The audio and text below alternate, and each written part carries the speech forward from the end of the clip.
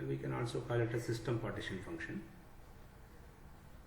What I am going to do today is I am going to discuss some of the features of Maxwell Boltzmann distribution. We know that the Maxwell Boltzmann distribution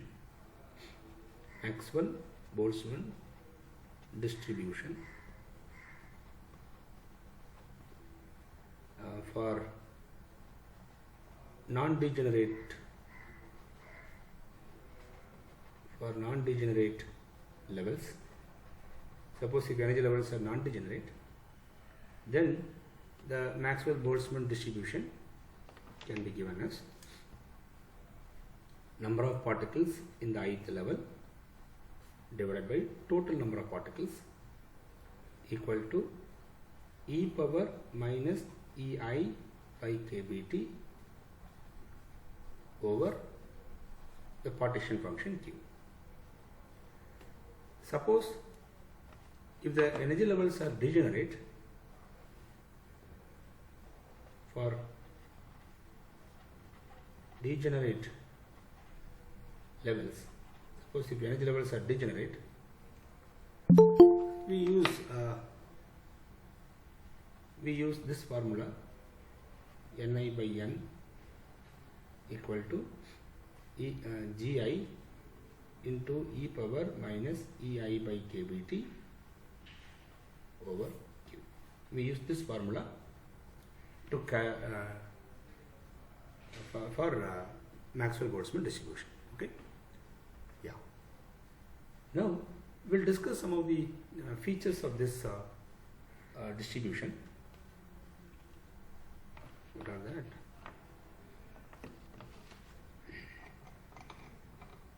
Suppose, see here, this n by n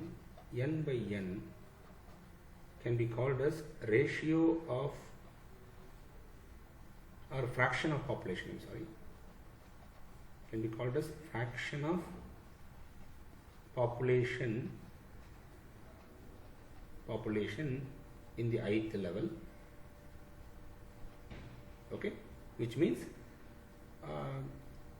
population in the ith level divided by total population. Okay, it is also called fraction of population in the ith level. This can also be called as, it is also called as probability of occupying, right, or probability of occupying, I'll use the word like this, probability of occupying the ith level. This other term we use for this Ni by N. Therefore, I can write this Ni by N in terms of probability. So let me use F symbol for probability here.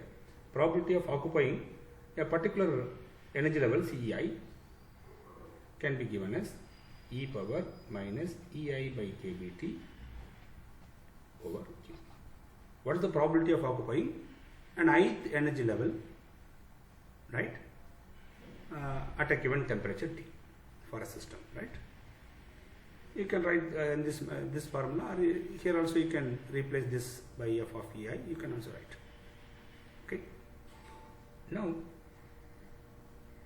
if I plot the probability of occupying ith level versus ei, keeping temperature constant, what type of graph I will get? Okay. Listen, I am going to plot here. I am going to plot probability of occupying an ith level versus the energy of ith levels. Okay, so this is the ground state energy 0. Let us take this is E1, this is E2, this is E3. Like that, we have many energy levels. Right. If I plot f of ei versus this ei, right, at constant temperature, I am going to keep temperature constant, Kb, Q, everything is constant for a given system. Okay. So, by keeping temperature constant, I am going to plot this probability of occupying ith state versus ei. How the graph will look like? Listen, if for the ground state, I'll put EI as 0. If I put 0 here, I'll get e power 0. E power 0 is 1. So I'll get the maximum value here. For all other levels, E1, E2, E3, E4, if I substitute, okay, E1, E2, E3, the energies are increasing, right? Energy increases, but in front we have minus sign. So if energy increases, okay, the function f of EI will decrease exponentially.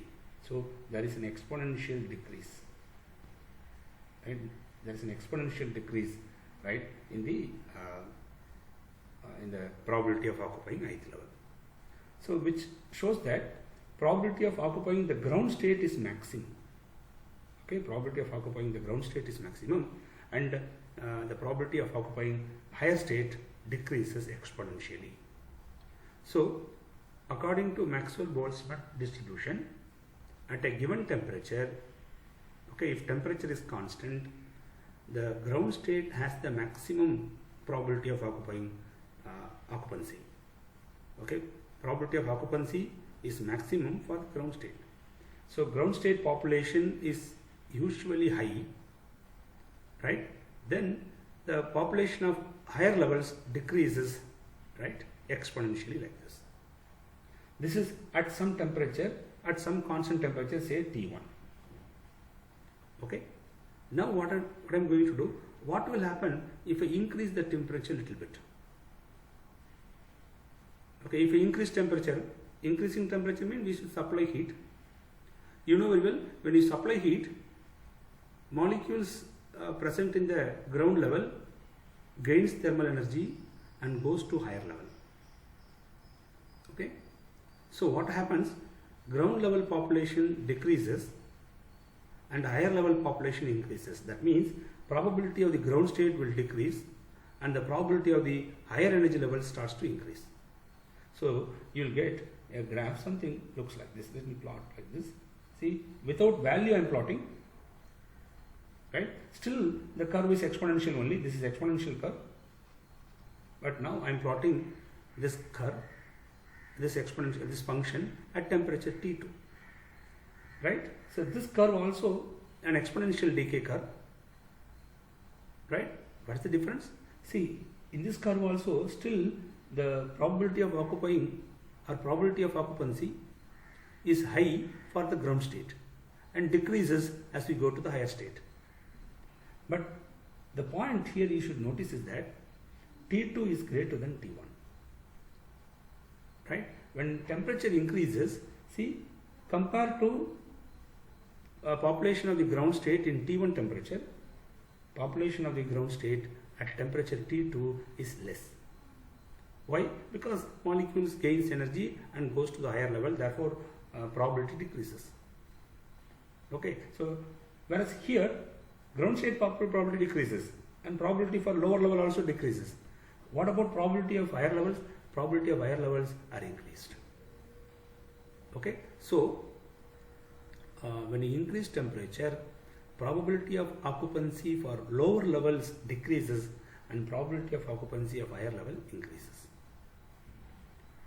Okay, this is a very important point that you should notice. And at all temperature below infinity, okay, at all temperature below infinity, I can say like that, the population in the ground state is always high compared to the population in the higher levels. Now you may ask a question, sir, what happens if temperature approaches infinity? If temperature approaches infinity, if I put infinity here, suppose if I put infinity here, something by infinity is 0. Okay, if I put infinity here, something by infinity is 0, so I'll get e power 0, e power 0 is 1. E power 0 is 1, so I'll get 1 by q. I told you q is a constant for a given system. Therefore, f of ei become a constant. F of ei becomes a constant, right, as temperature goes to infinity.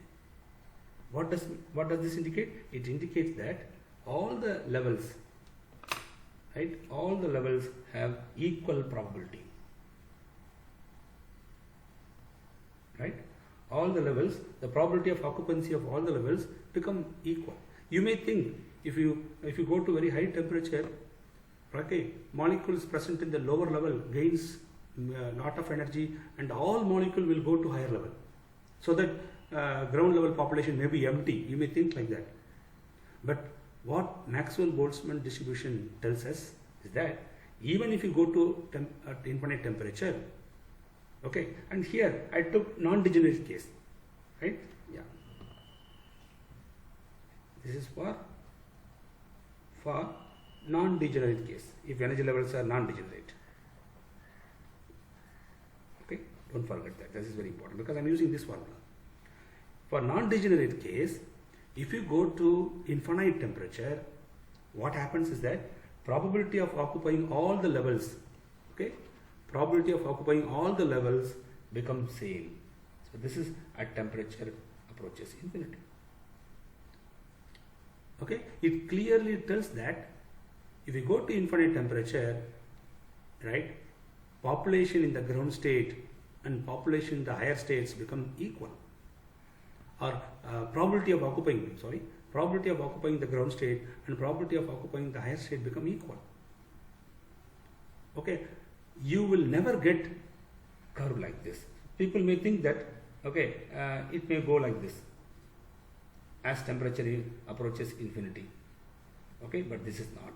This is wrong. Okay, Maxwell Boltzmann distribution tells that even if you go to infinite temperature, okay, the probability of occupancy of energy levels becomes same for all the levels. It never goes like this. Okay, in the case of if energy levels are non-degenerate. For degenerate levels, we should think about that degeneracy and all. Okay, based on degeneracy, you may get some kind of curve, but even then, even if degeneracies are there, okay, even then the population in the ground state never becomes zero. That's the point. Okay, yeah. So keep this information in mind. This is very important. Okay, in the case of Maxwell Boltzmann distribution, as temperature increases, probability of occupying the ground state decreases and the probability of occupying the higher state increases. Okay, then if the temperature approaches infinity, the probability of occupancy of all the levels become equal. You will never get curve like this. If you get a curve like this, what does it indicate? It indicates that probability of occupying the ground state is zero. That never happens. Okay, according to Maxwell Boltzmann distribution. Okay, so keep this information in mind. This is very, very important. Then second point.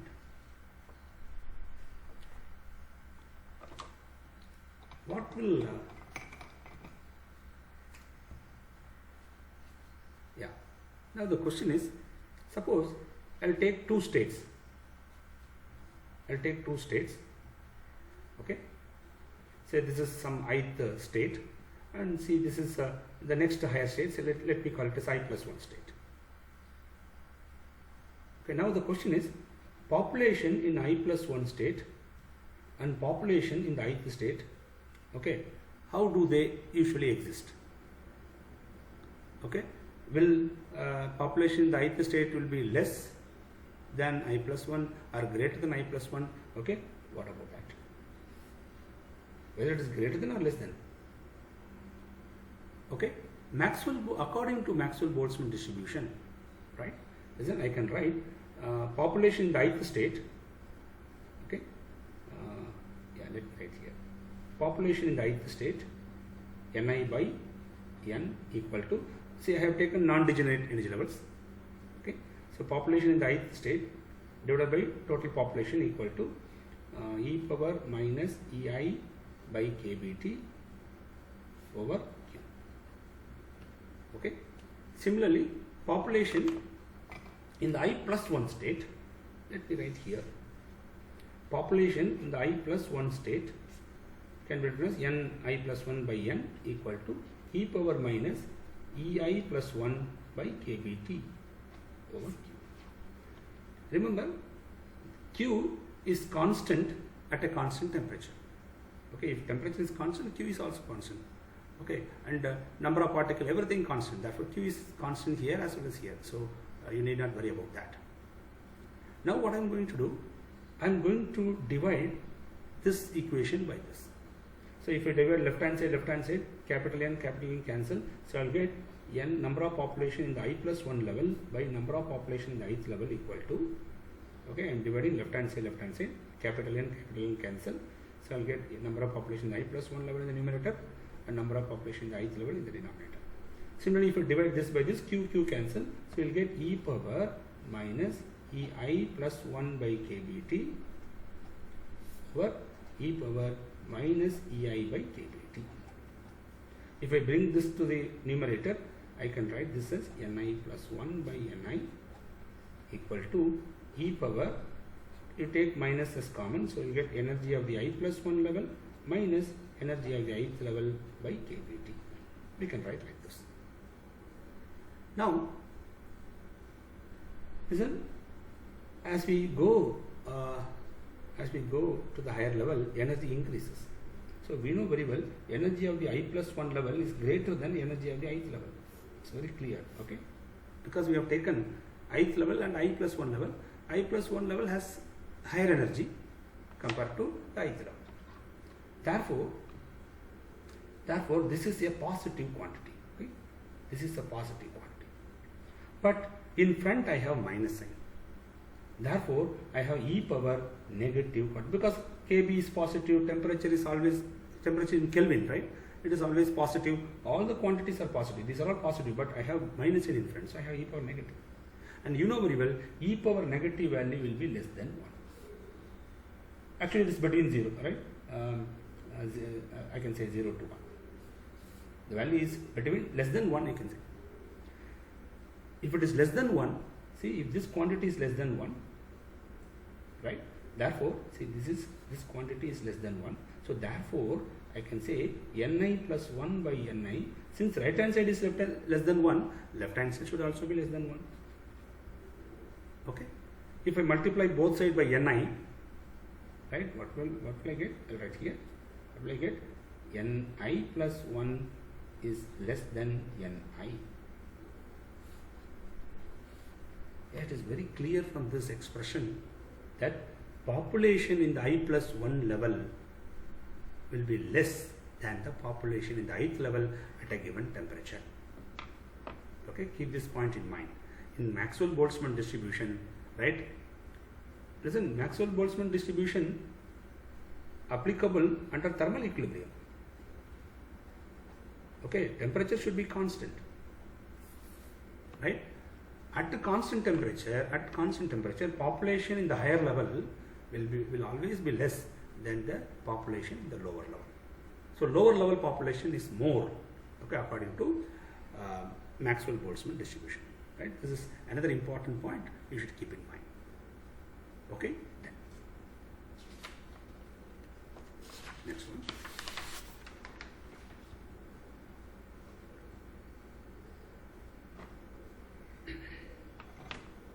We go to next point 3. Suppose I have a system. I have two systems. Both are non-degenerate system. Okay, I'll take a system like this. Non-degenerate. So this is say system A. Then I have another system.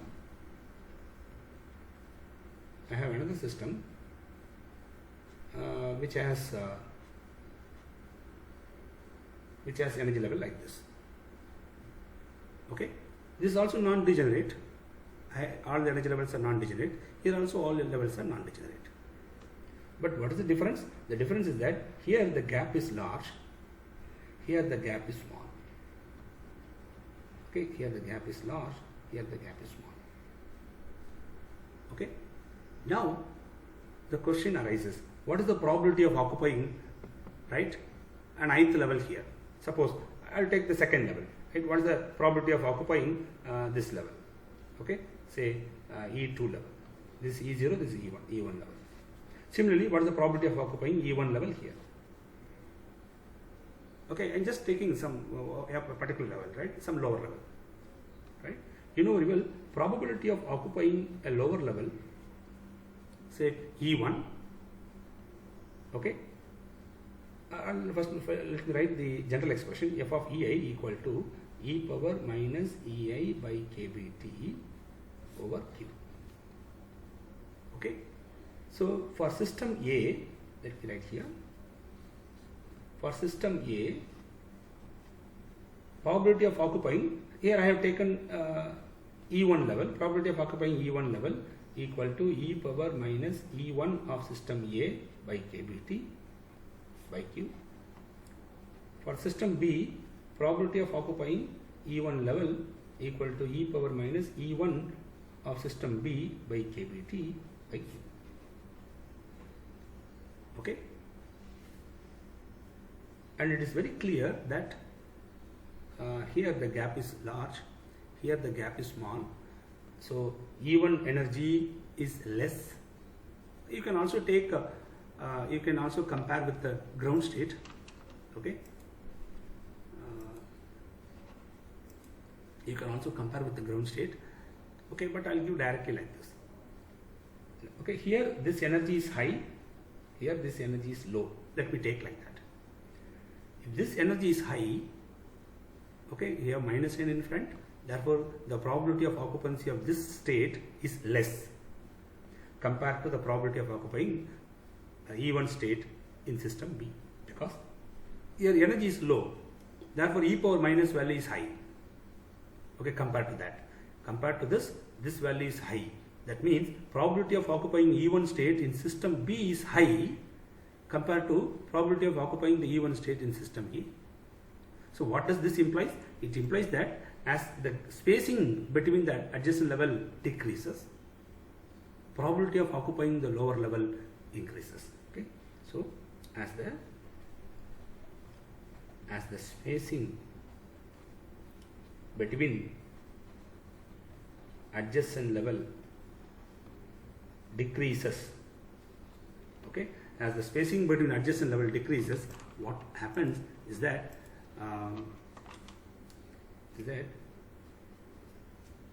probability of occupying some EI state, or you can say this is lower state, probability of occupying the lower state, right, increases. That's the point. If the spacing decreases, probability of occupying the lower state increases. Okay, so keep this information in mind, very, very important. Right? If you compare two systems, I have taken non-degenerate system, right? If the spacing between the adjacent levels decreases, right, the probability of occupying the lower level starts to increase. Right? So this is another important feature of Maxwell Boltzmann distribution. Okay, now let me go to the next one. We can also prove by using probability, but I'm not going to do that. It's very easy actually. Fourth one. Suppose I will take two systems, right? One is two-level system. System A has two levels. Okay, and both the levels are non-degenerate. And I will take another system B, in which ground state is non-degenerate. Let us take the excited state, first excited state is degenerate. Both are two-level systems. But what's the difference? Here, both the levels are non-degenerate. Here, ground level is non-degenerate, but the excited level is doubly degenerate. What happens if degeneracy increases? Okay, that's the point. See, you know, your probability of occupying this state, say for example excited state, let me call it as E1 state. Probability of occupying E1 state of system A can be given as e power minus E1 by kBt by q. What about in system B? In system B, probability of occupying this E1 state, this is E1 state, this is E0, or 0, simply 0. Probability of occupying E1 state of system B can be written as G1, okay, degeneracy of the excited state, G1 into e power minus E1 by kBt by q. Let us assume this gap is same. Okay, the gap adjacent, the energy gap between the two levels, okay, in system A as well as in system B are same. Okay, if the gaps are same, then see what happens. This quantity and this quantity are same.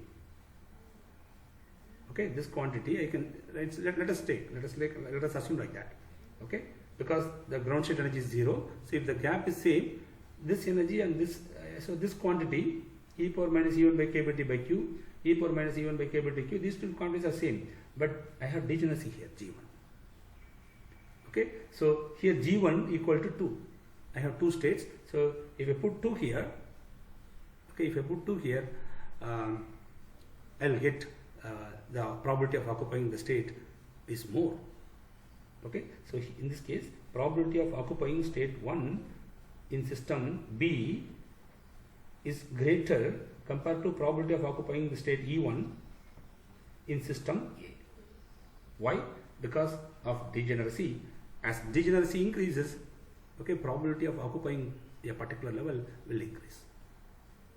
I cannot say that, okay, compared to this value is twice, because G1, in this case G1 is 2. So some people may think that probability of occupying the E1 level in system B is twice the probability of occupying E1 level in system A. No, it's not correct, because G1 is 2, that is correct, but Q value, this Q and this Q are not same. Okay, here in this Q you will have degeneracy, right? Therefore this Q changes. So keep this in mind. Yeah, that is very important. So this Q and this Q are not same. They are slightly different. They are slightly different. Okay. Therefore, listen, you need not worry about that. Okay, need not worry, because the difference between this Q and this Q will not be so large. Okay, it's a small difference. Okay. Because of that, we can say that the probability of occupying E1 level in system B is greater, that's all.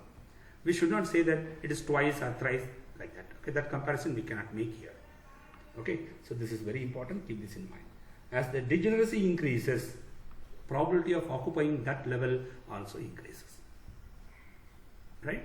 Yeah. So these are all some important features of Maxwell Boltzmann distribution. Now I'll give some significance of Maxwell Boltzmann distribution, right? Some of the significance. Physical importance or physical significance. Significance of Maxwell Boltzmann distribution. Let me write simply MB. Okay, physical significance of Maxwell Boltzmann distribution. What is the physical significance? Yeah. See, in NMR spectroscopy, let me take proton NMR. Proton NMR spectroscopy.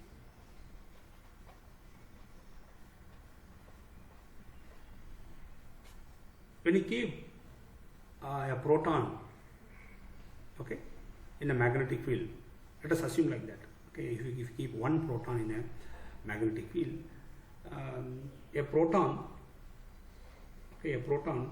has I value half. Okay, for proton, I value is half. For proton, I value half means there are two possible Mi values.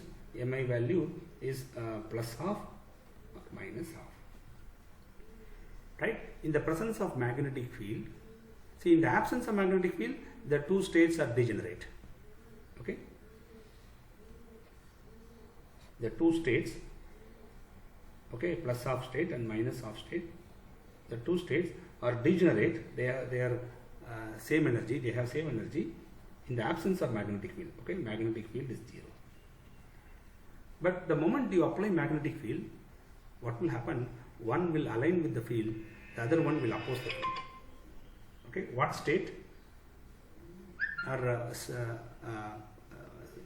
the some spin, right, of the nuclei will align with the field, and some spin of the nuclei will oppose the field. Okay, the nuclei which opposes the field will go to higher energy, and the nuclei will align with the field will go to lower energy. Okay, so what is the energy for energy for an Mi state? Okay, energy for the nuclear spin state Mi is given as, I'm not going to do derivation and all, I'm going to give you the formula Gn minus Gn beta n H naught into Mi. Okay, so if you put Mi equal to plus half, okay, I have minus sign here, so I'll get lower energy. So Mi equal to plus half, and you know your plus half is called as alpha state and minus half is called as beta state. Okay, in the case of nuclear spin, right, Mi plus half is alpha state, Mi minus half is beta state, right? So the plus half, if I put Mi plus half, I'll get lower energy. So E alpha, energy of the alpha state is minus 1 by 2 into Gn beta n into H naught. Okay, and energy of the beta state, for beta state Mi value is minus half. If I put minus half here, minus of minus become plus, so I'll get higher energy. So energy of the beta state equal to plus Gn beta n into H naught. Okay, see, these two are non-degenerate levels. And what is the gap between these two? Delta E equal to higher level minus lower level. If you do, higher level is Gn beta n H naught minus of, okay, I'm sorry, I forgot, plus of, okay, yeah, higher level minus lower level, minus of minus become plus, so you have to add. If you add, you will get the gap as Gn beta n into H naught. Okay, this is the gap. Now, what is the population, right? What is the population in the alpha state, or number of population in the beta state over population in the alpha state, n beta by n alpha. Okay, you can write population in the beta state as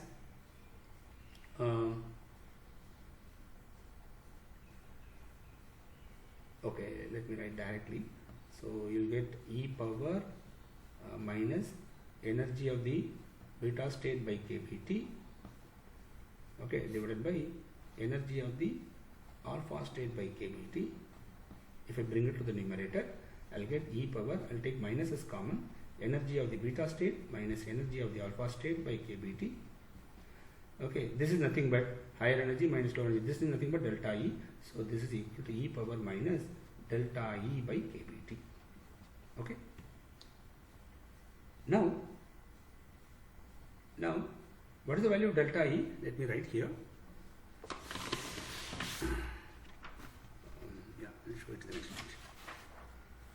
In the case of proton NMR, for the case of proton, you can write delta E as, okay, if you substitute Gn value, nuclear G factor and nuclear Bohr magneton value, okay, you will get the value as 2.82 into 10 to the power minus 26 joule per Tesla into the applied magnetic field strength H naught.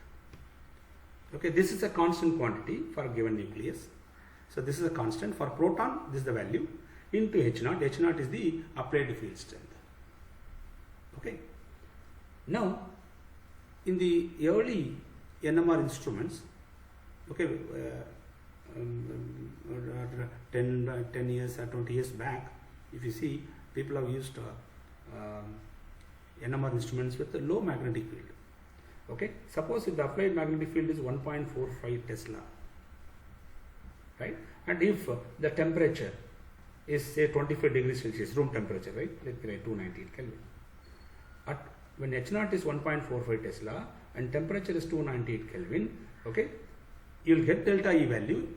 If you put H naught 1.45 here, you can calculate delta E. And what is the value of this n beta? Yeah, n beta by n alpha.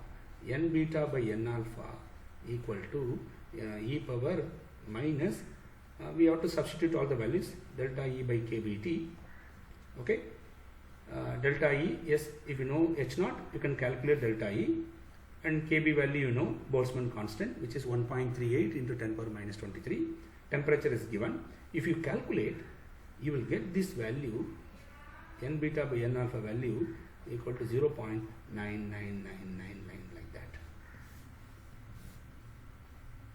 Okay, it is nothing but equal to 1. Suppose if it is equal to 1, it is not actually equal to 1, it is less. Okay, somewhat less. If it is, but we can say, practically we can say that it is roughly 1. If it is roughly 1, n beta by n alpha equal to 1, suppose, then n beta equal to n alpha. What is meant by that? It means the alpha state and beta state have same population. Okay, you know very well, when alpha state and beta state has same population, then saturation reached. You can say that the system is saturated. Once the system is saturated, no more NMR will appear. But you know very well the relaxation techniques are there. Okay, but if these two are equal, then sensitivity of the signal, sensitivity of NMR signal, right? NMR signal becomes very poor. Okay, you will get a poor signal in the NMR instrument for the sample. Okay, so to improve sensitivity, what we have to do? Okay, so using Maxwell Boltzmann distribution, we found that if you use 1.45 Tesla instrument and if you apply at 298 Kelvin, okay, the population of the two states is almost equal. Therefore, you will get NMR signal with a poor intensity or poor sensitivity. Okay, so to improve the sensitivity or to get good intense signals, what we have to do? Okay, so what I am going to do is that, see, n beta by n alpha, you know very well, n beta by n alpha is equal to e power minus delta E. In the place of delta E, I will put Gn beta n h naught, okay, by kBt. This is we know. Now what I am going to do, this is actually, see, let us assume that this value is very small. At a given temperature, assume that this value is very small. Okay, say 0.01 like that, roughly I will say. If this is very small, you know very well, the e power minus x expansion, which is 1 minus x plus x square by 2 factorial minus x cube by 3 factorial plus minus etc. etc. It goes like that. If x is very small, say 0.01, then automatically x square, x cube, x power, higher power terms become negligible. Okay, therefore I can say e power minus x is equal to 1 minus x. So I can write this as equal to 1 minus Gn beta n h naught over kBt. We can write like this. Now what I am going to do, I will take the reciprocal of this equation. Okay, if I take reciprocal, what will I get? Let me write in the next page.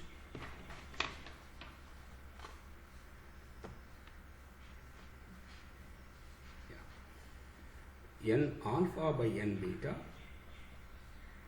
okay, equal to 1 by, I will take the complete reciprocal of this, 1 minus Gn beta n h naught by kBt. Okay, and you know this value is small. It's a very small value, right? And you also know the expansion of 1 by 1 minus x. 1 by 1 minus x can be expanded as 1 plus x square, okay, x square by and then x cube, like that it goes. This is the 1 by 1 minus x expansion, binomial expansion. If x is small, again the higher power terms become very, very small. They are negligibly small. Therefore, by neglecting the higher values, you can say that this is roughly equal to 1 plus x. So if this is x, okay, if I take this quantity as x and if it is very, very small, by applying binomial expansion, I can say that n alpha by n beta equal to 1 plus, roughly equal to 1 plus x. What is x? X is Gn beta n h naught by kBt. Okay, right? This is a simple equation, but very, very useful one. Now what I am going to do is that our goal is to improve the signal intensity. Okay, how to do that? Now I am going to add a 1 both sides. If I add 1, I'll get n alpha by n beta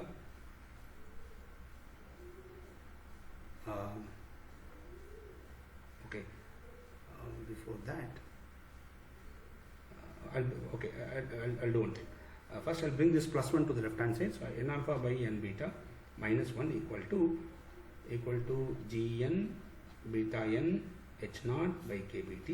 We can write like this, or you can also write this as, I'll take LCM, so n alpha minus n beta by n beta, okay, equal to gn beta n h naught by kbt. You'll get an expression like this. Okay, so I'll take this as equation number 1. From equation number 1 I got this. Then if I add 1, okay, if I add 1 both sides, okay, adding number 1 both side of equation 1, okay, I'll get n alpha by n beta plus 1. I'll take this as equation number 2, okay, n alpha by n beta plus 1 equal to, if I add 1 here in the right hand side, 1 plus 1 2, so 2 into gn beta n h naught by kbt I'll get. Okay, now this is also equal to, I'll take LCM here, so n alpha plus n beta by n beta equal to 2 plus gn beta n h naught by kbt. Okay, or you can also take LCM here also, so I'll get 2 kbt whole divided by kbt, 2 kbt plus gn beta n h naught by whole divided by kbt. You can write like that. Okay, I'll take this as equation number 3. Now let me divide equation 2 and equation 3. If I divide equation 2 and 3, let me write to the next page. See, n beta cancel, so I'll get, okay, let me write here itself. I'll get n alpha minus n beta over n alpha plus n beta. What is n alpha plus n beta? It is nothing but total population. Let me write capital N. Capital N means total population, equal to, so here we have gn beta n h naught by kbt. Here I have 2 kbt plus gn beta n by kbt. Kbt cancel. This kbt and this kbt cancel. So you'll get gn beta n h naught over 2 kbt plus gn beta n h naught. Why I am doing this?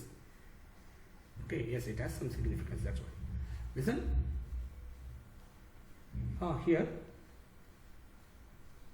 here this quantity, since the applied magnetic field strength is very low, okay, this quantity compared to 2 kbt, this is very, very small. Okay, if under high temperature, because we are at 298 Kelvin. At 298 Kelvin, this quantity is high compared to this, right? At room temperature or at high temperature. Therefore, I can neglect this. If you neglect this, you can write this as n alpha minus n beta by total population equal to gn beta n h naught over 2 kbt. You can write like this. Okay. Now, what does this expression tells us? Listen, n alpha is the population in the lower level. N beta is the population in the higher level. Okay, and you know very well, at a temperature of 298 Kelvin and at 1.45 Tesla, this quantity is roughly 1. N alpha minus n beta value is 0 actually. It's close to 0. Okay, that's why signal intensity is poor. But you know very well, to get a good signal, okay, population in the alpha state should be greater compared to population in the beta state to get a good signal. Okay, so we need to increase this quantity. N alpha minus n beta should increase. How to increase that? Listen, gn, beta n, these are all constant for a given nucleus, and kb is also constant. So the only variables are h naught and t. If you increase the magnetic field strength, okay, you know very well, if you increase the magnetic field strength, the energy gap increases. If energy gap increases, then automatically the population in the lower state starts to increase. Okay, so as H naught increases, okay, delta E increases, energy gap increases. If energy gap increases, this N alpha minus N beta, H naught, see, this N alpha minus N beta is directly proportional to H naught, okay. So N alpha minus N beta increases, which means population in the alpha state increases, okay. That is, which implies that N alpha increases. If population in the alpha level increases, okay, you will get good signal. So that's why in NMR instrument, if you use magnetic field with the high field strength, okay, you will get better signals. Okay, then another one, see, temperature is in the denominator. If you decrease the temperature, then also you can increase this difference. So as temperature decreases, right, this N alpha minus N beta, okay, decreases. I'm sorry, increases, because it is in the denominator. So if temperature decreases, this ratio or this difference will increase. Okay, see, this N, it is called total population. It is a constant actually. So N alpha minus N beta increases as temperature decreases.